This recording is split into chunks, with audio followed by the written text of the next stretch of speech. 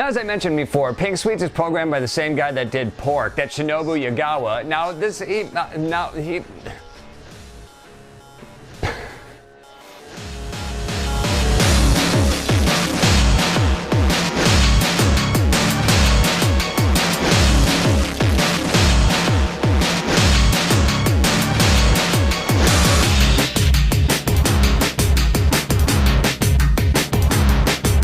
Oh my god, here I am actually reviewing 2 Cave games for this video, and I'll be honest, I'm pretty nervous about doing it. I know the Cave fan base can be rabid as well as fans of shmups, and if I get any details wrong, I'll never hear the end of it. One of the reasons I wanted to buy another 360, even after 3 of my previous 360s succumbed to the red ring of death, is because the shmup scene on this bitch is ridiculous, and there's a lot of good ones here. Today we'll be taking a look at a couple of them generously offered on one disc. 2 for the price of 1, baby. And look, I'll say I love most Cave games. I'm a big fan of shmups, but I'm gonna preface this review by saying I don't ever play for score. I play the games because I like them, not because I want to master them, although that would be great.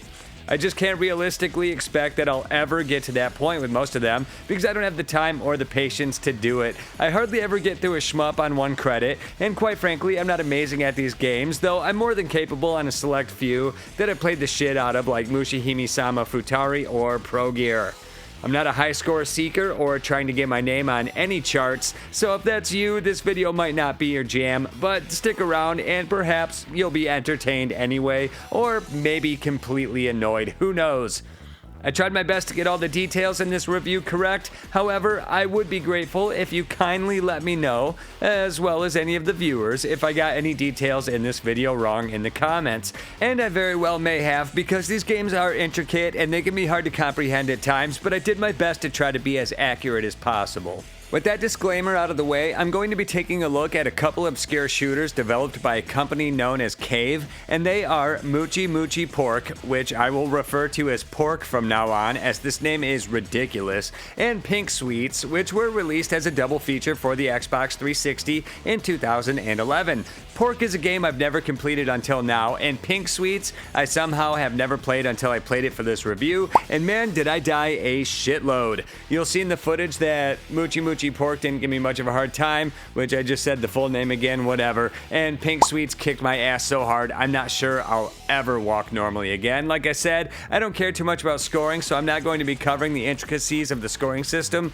so much here. There are other channels that do that well, like Mud Prince and their Bullet Heaven reviews, but I may touch on it briefly for each game. My main mission in this review is to let the average viewer know what each game is, how to play it, and whether or not I think these games are fun to play. Since these are 2 games from Cave, a developer I highly respect and absolutely love a majority of their games, I guess I can go ahead and safely say that they are worth playing. But if you're familiar with the developer, you already knew that. If you aren't familiar with Cave, well, you're in for a real treat, aren't you?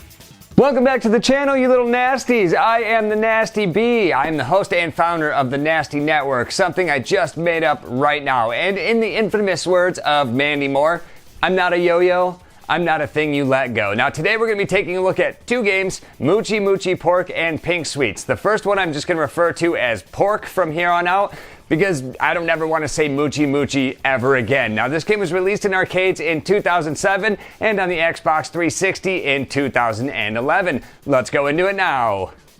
Just from the title screen, you can tell that you are in for an abundance of weird cuteness straight out of Japan. There are multiple game modes to choose from, and these include Arcade, which is what I'll be playing and talking about mostly here, a Range mode, which has some slight differences, and I'll cover that in a moment, as well as Matsuri mode, which is DLC that I believe plays exactly like Arcade mode, but with added bosses in each stage from the Pink Sweets game. Arcade mode, again the mode I'm mostly playing and what this footage is from, is pretty much exactly as it sounds. It's based on a 1.01 revision of the original arcade title and is pretty much exactly the same as the arcade, minus some nitpicks that hardcore fans might have with it, such as slightly different enemy arrangements or slowdown differences. But for all intensive purposes, people like myself would never notice that there's a difference if we played the game in the arcade and then went home and played it on our 360. In Arrange mode, the game is made slightly more accessible to the casual player by adding a visual hitbox to your ship, which essentially shows you on your ship exactly where a bullet needs to hit in order to kill you and make you lose a life. In most cave games like this one, a bullet simply touching your ship will not kill you. It usually needs to pass through an area consisting of only a few pixels in the center of your ship for you to actually die, which sounds like a blessing, but in reality these games can still kick your fucking ass regardless. On top of that, you can also fire your lard shot for longer durations, a weapon in the game which I'll get into in a little bit, but it's a weirdly named powerful shot that does a lot of damage, though it's limited in its use. Well, in Arrange mode, you get more of a good thing, which makes the game slightly easier. On top of this, there are some scoring alterations that make racking up a high score easier, but I'm not going to go in depth on scoring as I said. Again, check out the YouTube channel Mud Prince if you're into the scoring aspect of these games, because they love breaking down that information in full detail. I also want to give a shout out to hardcoregaming101.net for this information on the different modes, as the game does not make it clear at all the differences between them, and that is a major complaint of mine, is just how bare bones this entire package can feel, and I'll talk more about that when I wrap up this video. I've covered the modes enough now, so let's move into what I gotta say about the arcade mode. I'll start right off by saying one thing that bothers me in both Pork and Pink Sweets is that, just like the different modes you can choose from and the game's inability to tell you what each one is, you also do not know what each ship is capable of in terms of firepower and speed until you select it and start the game. That seems weird to me since most cave games show you what each ship is capable of in terms of firepower before you pick it, but in both of these games it's a mystery until you pick your ship, and it baffles me as to why they did it this way. Maybe they were more concerned with the artwork of the ship's pilots, but who knows? You got your choice of 3 chubby girls here, and don't get mad at me for saying that. It's an actual marketed theme here that Cave went with, and maybe it's a little insensitive, but also perhaps the culture is different in Japan, where this game was developed. I can't say, and I don't really care, but you might. Kinda a slippery slope theming a game like this, but I find the presentation to be real cute and appealing. Does that make me a bad guy? I don't think so, but everything else about me does. But regardless, each of these cutie pies have their own unique shots and bombs, as well as the aforementioned lard shot, which again is a powerful attack that you can build up by collecting pigs and pea icons while defeating enemies. Yes, all of that is true. When you defeat enemies, they will drop pigs and PP icons, and when you collect these, your lard shot meter increases, allowing you to, you guessed it, use your lard shot for a limited amount of time. This is hard to spit out. Anyway, every ship has a different lard shot, and I'll cover each one briefly when I talk about the characters, which I'm about to do now. For my first run, I picked the pink ship, piloted by Momo Barasoto, and she's got a spread shot with some options that stay in place, and if you ever played Gradius or other similar games, you know what this means, but if not, an option is an extra set of small ships with extra firepower. I'll obviously be zooning.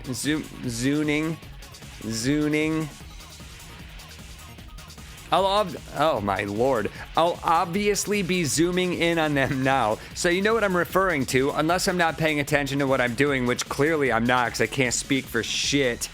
And whatever, I might do that, but there we go. I got this. There, we're zoomed in. You also have your large shot, which I've mentioned repeatedly, that is 2 short-ranged beams that wreck fools hard, as long as you can hit them with it, since it's pretty short range. This character I would consider average speed along with the blue ship, especially compared to the yellow ship, and I will be covering them momentarily, so keep it in your pants, perverts. I know you want to know about the other girls, and we'll get there. With all ships, you have 4 modes of attack.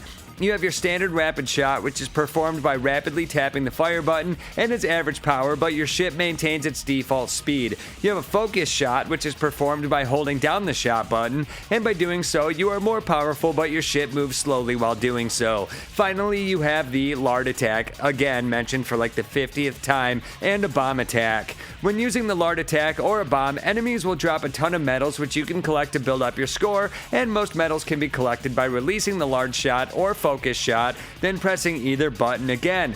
This will suck up most of the collectibles on screen to you, with the only real exceptions being the PP icons and the pigs that enemies drop. You'll have to go collect those yourself. When you first start playing, score should not be the incentive for you. It should be learning the game and staying alive. That's typically my goal when playing a game like this for the first time, and when just starting out, that should be your goal too. Unless you're a freak, then do whatever makes you happy. One thing that chaps my hide here in both this game and Pink Sweets is that there's no button assignment for rapid fire, as most 360 ports of cave games have this feature. While it's not in the arcade game, it can really be helpful to have an auto fire button that doesn't automatically switch to the focus shot while holding down the button. It can make focusing on the action easier since you aren't pushing the fire button hundreds of times a minute, but for some reason they omitted this on the entire disc, and I don't know why, but I've got my assumptions and I'll be talking about that at the end of the video. Unlike most other cave shooters, the bombs in this game are limited in scope. They do not clear the screen of bullets, nor do they give you invulnerability if you are out of their blast radius. They are direct attacks, and they clear the screen where they are active, but that is it. So if you bomb one side of the screen and move to the other side of the screen, there's really nothing stopping you from taking an enemy shot right to the face, which sounds hot, but actually will kill you and take one of your precious lives. Now, you typically start each game with 3 lives and 3 bombs. However, this can be adjusted in the options if you want to give yourself a better chance at survival, and when just starting out, crank those to the max because why not? But do whatever feels right to you, you nasty boy or girl, whatever. I'm just trying to be inclusive here. Let's circle back around and run down the fun characters you can play as in this funky ass shit.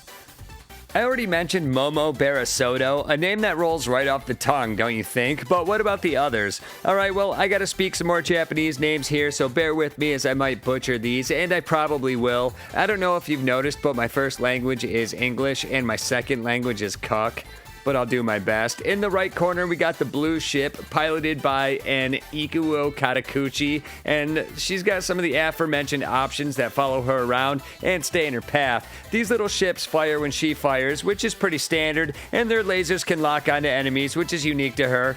Her Lard attack is a long-range laser, and overall, she seems okay in my book. In the left corner, we have the yellow ship, piloted by Refute Suki. I'm guessing on how to pronounce that name, and I probably got it wrong. Her ship is incredibly fast compared to the other two, and she's got a standard spread shot with the options that circle behind her ship and fire large electrified balls. I want to dip my balls in it! Sticking to the balls theme, her Lard attack sees her extend out a ball and chain, which can sweep the screen. It is incredibly powerful, but it is limited in range and movement. One of the differentiating features of this game compared to other shmups is the difficulty gauge, which is off to the side of the screen, and the better you perform, the harder the game gets, and the opposite is true if you play like absolute shit, which I generally do because I'm also shit. In my footage, you'll notice this meter stays relatively low in difficulty, which is how I like it because I suck ass at the game, but I've heard that this one gets damn near impossible if you're doing great at it, and a strategy pros use in order to drop the meter back down is to kill yourself at certain points when it gets too intense. You can do this and still clear the game under 1 credit, which is an interesting strategy and one I don't think Cave has ever used before, except in Pink Sweets, which came before this one, and well after I came. Anyway, that's enough on the difficulty gauge. I think you get the point. Anyway, this game was just different enough from what I'm used to in a cave game that it was pretty much making me its bitch, but not unreasonably so. I've read that people think this game is too easy, but this is a bullet hell game after all, and with a genre title like that, you have to assume it's not going to be that simple, and I had a somewhat difficult time with it in the later stages. When I read that people think this is too easy, I felt like a loser, because to me, it wasn't easy at all. To be fair to me though, it was my first time playing through it to the end, so that's my excuse.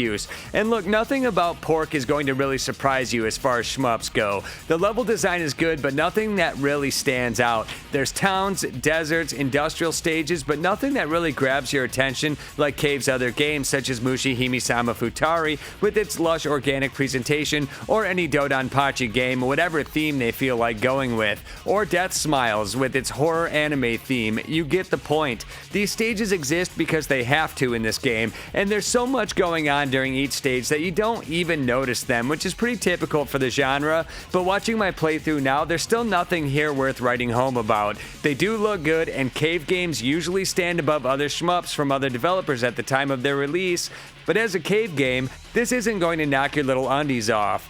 The enemies are in line with the stages, they're generic ships and tanks and are pretty forgettable. I can't remember any particular enemy while writing this review, so it's all bog standard here. The enemy placement and waves that you'll encounter are also exactly what you would expect from a cave game, and you'll usually find yourself sweeping each stage back and forth, trying to clear them all with your various weapons while dodging the bullet patterns and picking up the power-ups that they drop. It's all about finding a rhythm with most of these games, and I found the shooting and the gameplay in this one to be decent and still feel much like a cave game despite it still somehow feeling slightly different. Since I'm not as familiar with this as other cave games, I can't say that it ranks up there with Cave's best, but my initial gut impression of it is that it's a tier or two lower than Cave's best offerings, but that doesn't make it a bad game. There's also plenty of mini-bosses, but they're easily defeatable for the most part, though it's a fun diversion while it lasts. These mini-bosses hardly ever killed me, so if nothing else, they help break up the monotony of any stage you may currently be playing, and again, there's nothing really inspiring about their designs, they're just more ships to kill. The main stage bosses aren't that incredible either, but fighting them is fun enough, and they have a lot of different attacks and bullet patterns, as well as some projectiles you might not be used to, like spears and bombs. You got your typical tanks and giant ships here as your bosses, and even the final boss on the last level is just a generic-looking ship. I wish they were a little more creative when shitting out these designs, but I guess it works for what kind of game it is. The fun part about the bosses here, and in most shmups, is using the right tool for the job at any given moment, alternating between your rapid fire or slowing moving focus shot to dodge between tight bullet patterns, or using a bomb to clear away some bullets if things get too hectic, or using your lard shot for maximum damage and a higher score are all part of strategy in defeating these bosses, and it'll take multiple playthroughs to learn the best way to defeat each boss. Overall, these enemies are a little disappointing given the themes of this game. It would have been really neat if they played with that theme for these enemy and boss designs, like cartoonish farm animals or anything along those lines would have fit in much better here, I think, than just standard ships and tanks, but that's just my thoughts on it. And speaking of bosses, this is the only cave game I can think of, aside from the one I'm about to cover next, where the bosses don't have health meters on screen, and that drives me insane. I think it goes without saying that it's shitty you don't know exactly how much health a boss has left so you can make decisions regarding your bombs and lard usage. And as far as I can tell, there's also no visible sign that you're close to defeating the boss, like a rapid blink animation or anything of the like, so Cave dropped the ball, and I know I keep saying this in this review, but I don't know why they would do this. Obviously they know better, since every boss in every other cave game that comes to mind, minus Pink Sweets, has a health meter, but here they don't bother, and I have a sneaking suspicion it's because this and Pink Sweets were both programmed by a newer cave programmer, Shinobu Yagawa. And maybe that's the thing that gets him off, I can't say. He might be new to cave here, but not new to the shmup scene, and I'll cover that quickly in a few minutes, but all I can say is that I'm not a fan of this non-feature. The music in this one is also nothing to write home about, but it's not bad by any means. Usually cave games have amazing music, but here it's just passable. It does definitely work with what you're seeing on the screen, and the music is upbeat and catchy, and exactly the kind of thing you would expect from a pig-themed game featuring 3 chubby protagonists, but it's just not as memorable as some of their other games. Again though, I'm not shitting all over the music here. It's suitable and it works. I just feel like it could have been a little better, and unfortunately the music, as well as a few other strange choices, such as a lack of descriptions of the game modes on the title screen, no demonstrations of what the ships are capable of before you choose them, weak enemy and boss designs, and no health meters on the bosses can sometimes make this game feel like it was put out by a lesser developer. I'll give you my overall opinion on this one at the end of the video, but for now let's move on to the second game on this disc, Pink Sweets. Now, as I mentioned before, Pink Sweets is programmed by the same dude that did Pork, and that's Shinobu Yagawa. And he might be new to Cave here with these 2 games, but he's not new to the shmup scene in general. He was also a co-programmer on a cult classic, Battle Garega, which was released in arcades in 1996 by Rising. He was also the director and the lead programmer on Ibarra, which is a cave game that was released in arcades in 2005. Now, Pink Sweets is a spiritual successor to Ibarra, and you can tell by the gameplay footage here, this game is a little different from what cave games typically are, not thematically, but gameplay-wise, and I think that's why, is because we got this new programmer on the game. Cave isn't new to wackiness, and this game is definitely wacky, but if you go back into the 90s and you look at Dangon Feveron, you'll see this is kind of Cave's bread and butter, so it's not crazy there, but gameplay-wise, it just seems a little off. Now, in an effort to keep this video a little bit shorter, I'm not going to retread a lot of same ground because Pink Sweets and Pork have a lot of gameplay elements in common, so I'm not going to cover all the same things I've already covered in Pork, and I'm just going to talk about the new elements here in Pink Sweets. Let's get right to it.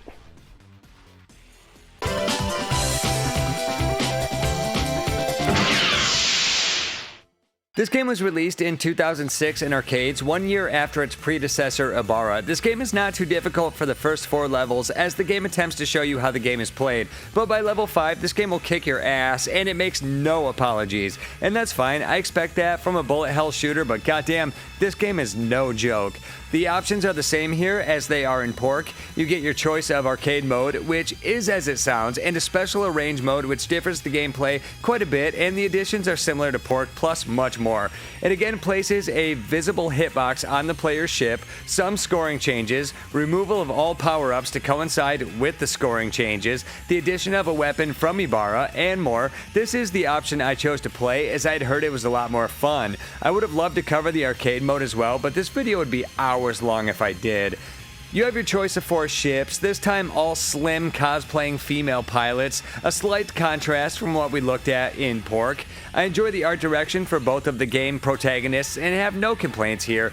Each ship here has similar attacks to the previous game, a rapid-fire shot, a focus shot, and a bomb. The bomb here acts the same way as it does in Pork and doesn't clear the screen of bullets and offers no invincibility window when you use it. Each ship has a different style of attack, and each ship has a far-reaching side shot that comes in handy many times throughout each level. It might seem like it's pointed at an absurd angle at first, but give it some time and you'll see the usefulness of this side shot when it saves your ass over and over again. Let's take a look at the pilots and their ships you can control here. Your first option is the Piss Yellow ship, which is actually one of 2 Piss Yellow ships, and it's piloted by Mitty Rose. This is a speedy ship with a wide range shot. Despite having a wide shot, the power of this ship is below average. The second Piss Yellow ship is piloted by Kasumi Rose. This is one of the slower ships in the game, and her main shot is a spread of missiles. She seems like she has an average powered ship, but I don't know, I didn't play much with her. The third ship at your disposal is the Nasty Red ship, piloted by Shasta Rose. Her ship is one of the fastest and fires a laser that shifts positions based on the direction the front of the ship is pointing. It's easy to sweep the stage with this, but it's also easy to get overwhelmed as its area coverage is very small. This is the ship I picked for my first playthrough, and it was decent but maybe not great for beginners. Finally, we have Lace Rose in the purple ship. This one was very different to play with, as her ship fires random bolts of lightning directly in front of the ship. It's a very powerful gun, but it's a very unconventional weapon, and it takes some getting used to. Its speed is also slower, on par with Kasumi Rose's second Piss Yellow ship. I suppose you gotta trade speed for power in most instances, and this is no exception. Again, the game makes no effort to show or explain to you what each ship is capable of doing until you pick it, which is a total bitch move. Each of these ships also have names, it just doesn't matter, so I skipped it. There's 7 stages in Pink Sweets, and that's quite a bit for a shmup. I did notice that this one seemed much longer than Pork, but I didn't mind it. The stage design here is on par with Pork, and that is to say that they aren't amazing, but they get the job done. The same stage themes apply here as well, and there isn't much more to say about it since it's similar to the previous game. We're also in familiar territory with the enemies as well. Most are generic shmup enemies, however some are modeled toys, and this it's an interesting choice.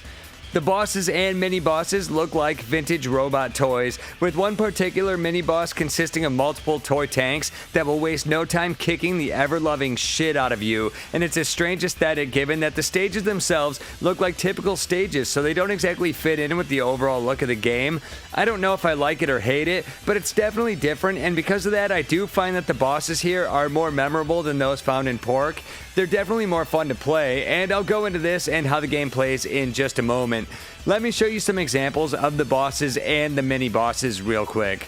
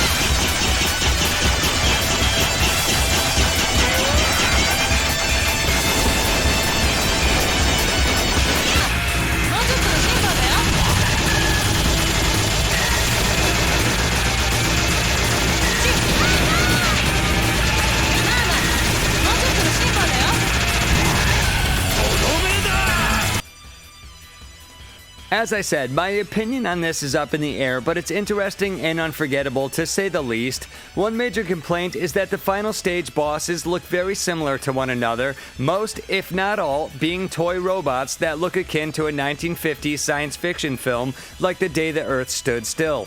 These types of enemies are really the only thing that sets apart the look of this game's enemies and bosses from Pork. This game also introduced the difficulty gauge that I talked about earlier, and it works the same way here. What's most important, though, is how the game plays, and that's where it gets interesting and begins to set itself apart even further from other shooters in the genre. When you first start a range mode, you'll notice that there's a large shield in front of your ship, and it does exactly what you expect a shield to do, and it is constantly active. I believe it is only temporary in the arcade mode, but here it is always active. At first, it was difficult for me to wrap my brain around the fact that it was blocking all oncoming bullets that could potentially kill me, which made me feel at first like this game might be a cakewalk. This is a deception, of course, and this shield plays into the overall strategy of the game, because when things get rough, you'll begin to notice that enemies fire different types of bullets your way, and each one can either be absorbed into the shield easily, or it can penetrate your shield and need to be avoided.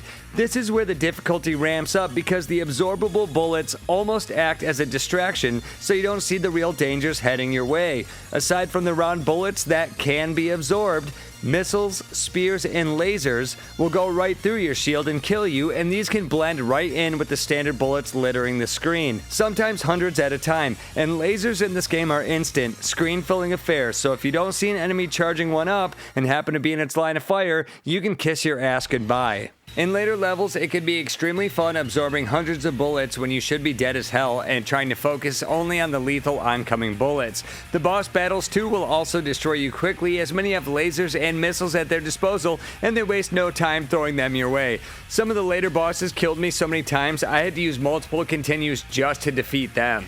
The difficulty in this game is no joke, as I've said before, and by the 5th stage you'll be praying to God for just 1 or 2 moments between deaths just to kill some of the on-screen enemies before you go out.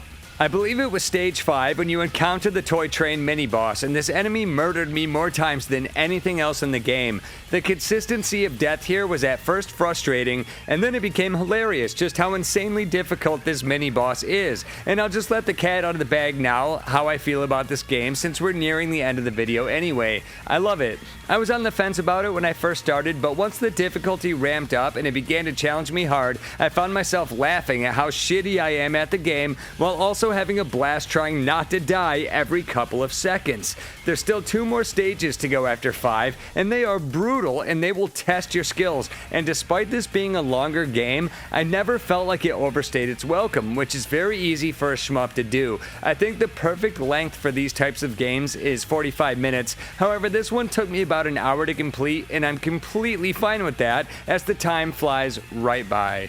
Despite the praise, Pink Sweets does fall into the same shortcomings as Pork. From enemy designs, bland stage design, no health bars on bosses, etc. But one area where it excels, I think, is the music. The tunes in this one is also upbeat and frantic like Pork, but it's catchy as hell, and I found myself enjoying it a lot more than I did Pork's mundane soundtrack, and it definitely sounds like they got some cave veterans on the job here. Pork's soundtrack was decent, but if you are familiar with this developer, you'll know that decent just doesn't make the grade and isn't what players expect. I feel that Pink Sweets is more in line with where our expectations sit when it comes to the soundtrack of these games. So having looked at both games, what do I think of both, and is this double feature worth your time or your money? Let's bounce back to the live version of me that's just sitting around idly waiting for his turn to talk again like an asshole, and let's figure it out. もうちょっとの辛抱だよ。ここはでも負けません。 So you get 2 games on 1 disc, what a deal, right? Well, keep in mind, there's only about 2 hours of actual gameplay here split between both games. So unless you're really into shmups or bullet hell in general, you might find the content here a little bit lacking. And it's also very clear that Cave cut a lot of corners here, which makes this game feel like it's a bargain bin title at times. There's no HD graphic remake like you would find in Muchi Hime-sama Futari. There's no auto-fire option to, auto-fire. Goddamn. There's no health meter option on the bosses, which would have been nice, man. That drives me absolutely batshit crazy that there's no health meters on the bosses. I absolutely hate that. So again, they cut corners here. In my opinion, though, to get these two games on one disc for the price of one, I think that these shortcomings are forgivable, and I do think that it's worth picking up. So Pink Sweets is the obvious winner here. It does a lot of things better than Muchi Pork does, and that's kind of funny because this game came out a year before Pork did, but regardless, it does just everything a little bit better in my opinion. And look, this game is hard as absolute balls. Like, it's no joke, it'll fucking kill you a lot. But I had a ton of fun playing this one. I really liked it quite a bit, and I just found it that it was just way better than Pork in every regard, which is kind of ironic because the main reason I wanted to check out this disc was because of Muchi Pork, and I ended up liking Pink Sweets way better. But that's it, guys. That's a wrap. Thanks for watching this video, and I will see you on the next one. Those who have a mind are welcome to join. Those who just as soon stay on the ship can do that too. Don't much see the benefit in getting involved in strangers' troubles without an upfront price negotiated. These people need assistance. The benefit wouldn't necessarily be for you. That's what I'm saying.